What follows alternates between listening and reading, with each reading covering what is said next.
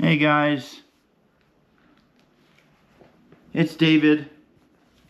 It's David here with my Bible, and my dog is right here, just chilling, just chilling. So I have some exciting news. I am getting some equipment, and I'll be making some really cool videos from my car and another. So when I go to Snowflake, I'll have something that the strap around my head, and the GoPro's right there, so you can see my dog rolling around in the grass when maybe if I'm in Snowflake or some other park. That's always fun to watch. My dog is one of a kind, you know. So if you like that content, it doesn't cost you a thing, but it would sure help me if you subscribed and just liked the video. This channel is not mine. It is mine. I'm just managing it. But everything belongs to God, the Father. Scripture tells us that. We're just managing it.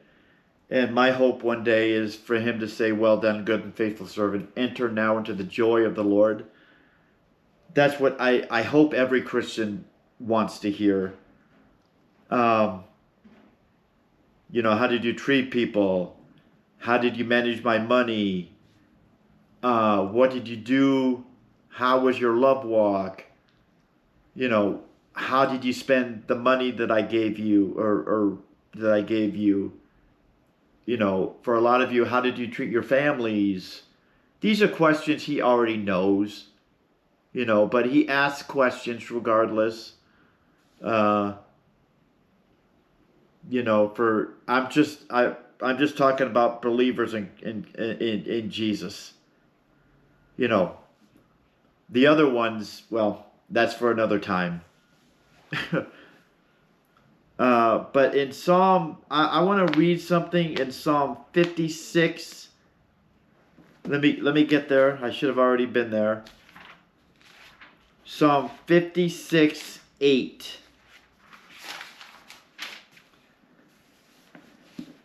56:8. David is running from Saul. He wants to kill him because Saul is so jealous of him. And of course he's scared. God has made him a promise that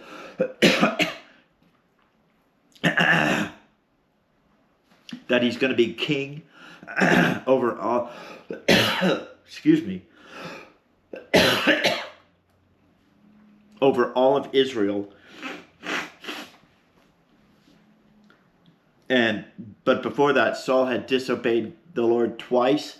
And he was more concerned about the people more than he was about the Lord. So Samuel approached him and says, "You've lost your kingdom."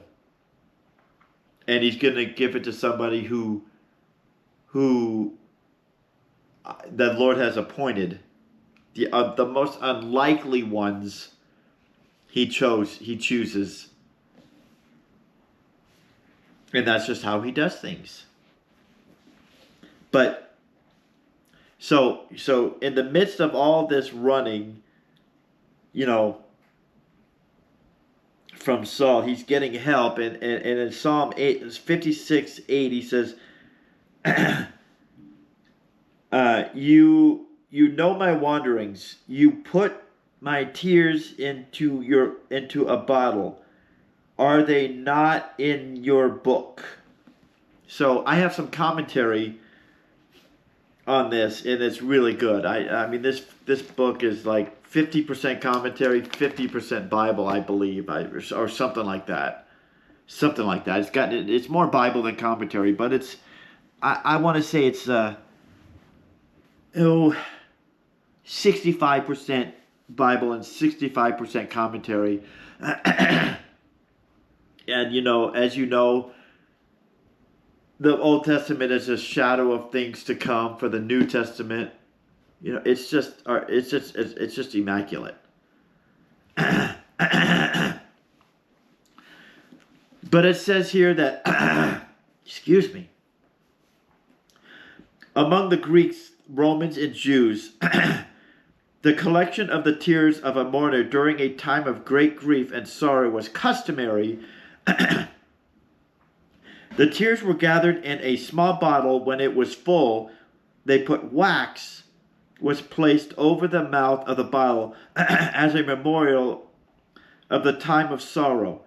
God sees David's wanderings, meaning his movements in the wilderness and his living in cave to cave, as Saul haunted him like a wild animal. David spends much of his time in prayer. Trouble is an invitation to prayer and to talk to him. There are many promises. Take my burden upon me. For my burden is light and my yoke is easy. Learn from me. He wants to help us. Anyway, he says prayer, worship, and according to this passage, weeping. Instead of using a tear bottle, David understands that God records the tears of his people in a heavenly book. There are books in heaven. There probably is many more books in heaven, but there are some books recorded in here and that we know of. But we know that he keeps a perfect track of us, of our works. This should not be considered a metaphor, but should be taken literally. We know there are books in heaven that record information recording or concerning our works and deeds. See Revelation 20:12. There is also a book of remembrance related to those who fear God and offer their tithes and offerings. See Malachi 3:16.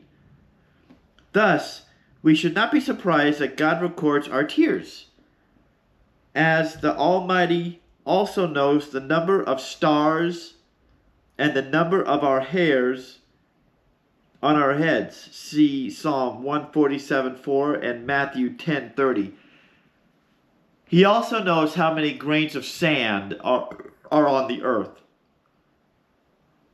Wow. That blows my mind. That we could take a stab at it, but we'd never get it right. We'd probably be 10 billion grains of sand short, or the hairs on our head, yeah, that's plausible, but not really. Or the stars in the heavens, we could take a stab at it, but we'd never get it right. We'd never know the number. Only he knows, because he made them, he put them there, and the earth stands on nothing. How is that possible?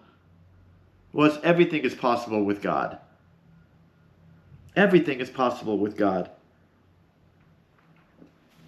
But this notion that God records our tears means that he cares.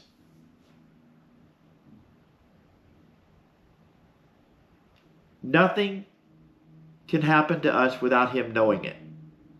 Just try to remember that if you're going through a hard time. If I went through the hard time and God got me through it. Now, when Jesus says, I'll meet you on the other side of the storm, remember Jesus said that before the storm ever happened, he told his disciples, I'll meet you on the other side, knowing full well the storm was coming.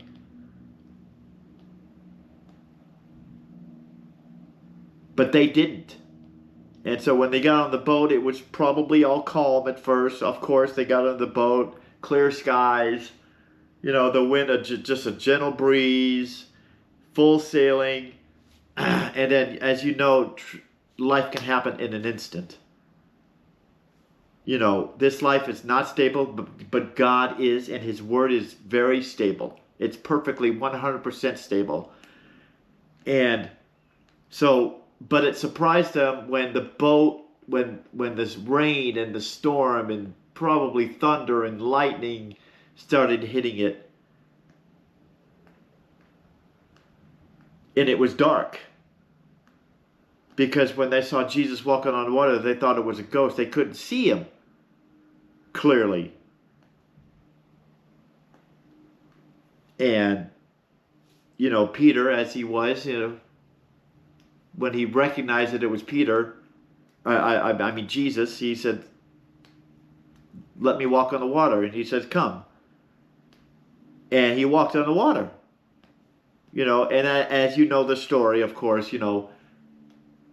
when he said, "Save me," he immediately saved him. And he asked him where was his faith. But my point is,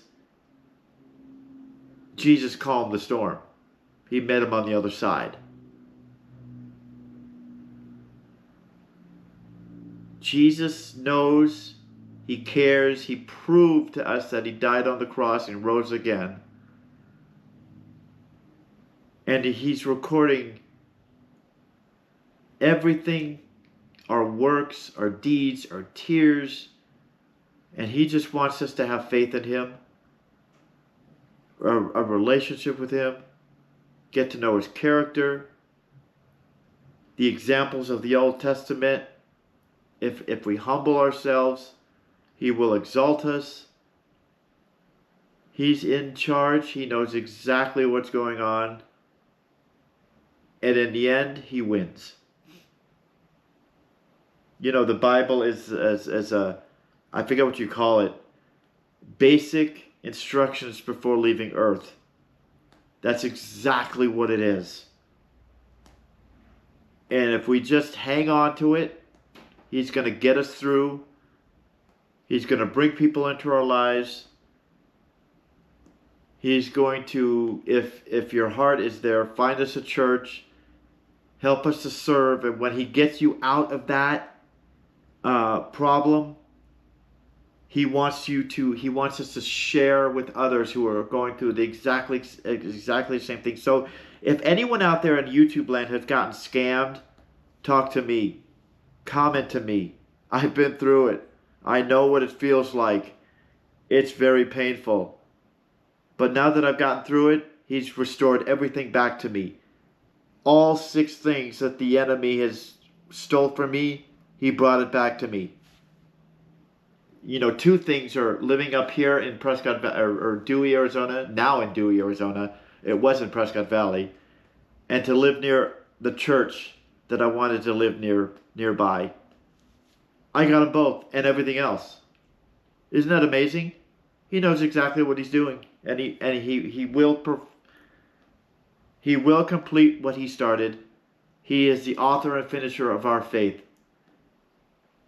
So I mean I don't want this video to go on and on, but I implore you, if you know anybody who has gotten scammed, all the promises broken, you gave money, and they just ran on you and took your money. I know exactly what you feel, and I want to comfort you for how he has comforted me in any way that I can. Okay, so I just wanted to make a little video. I haven't made a little video in a while, but good news, I have some equipment, and you guys are going to enjoy it. I know you are. It's going to be crazy good. Okay. I'll talk to you later and see you on the other side. How do you turn this off here? I think you turn it off here.